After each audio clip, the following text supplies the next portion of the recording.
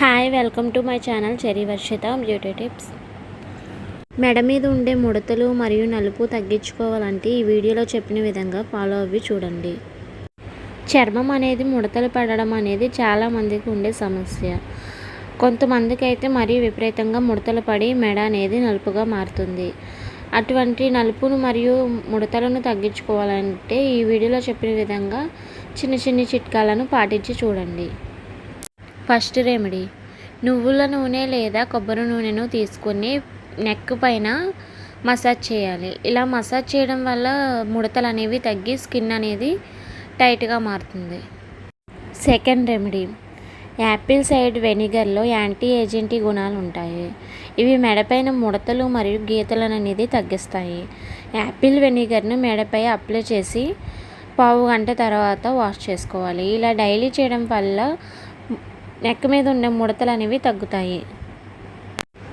Third remedy, గుడ్డులోని తెల్లసొనను తీసుకొని 1 table spoon తేనె, 2 table spoon glycerin, 2 table spoon rose water వేసి బాగా మిక్స్ చేసి చికెన్ పేస్ట్లా చేసుకోవాలి.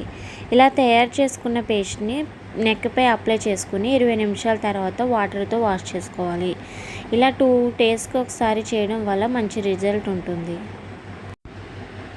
ఫోర్త్ రెమెడీ, రోజ్ వాటర్లో కాటన్ ముంచి మెడపై మృదువుగా మసాజ్ చేసినా కానీ చర్మం అనేది ముడతలు అనేవి తగ్గుతాయి.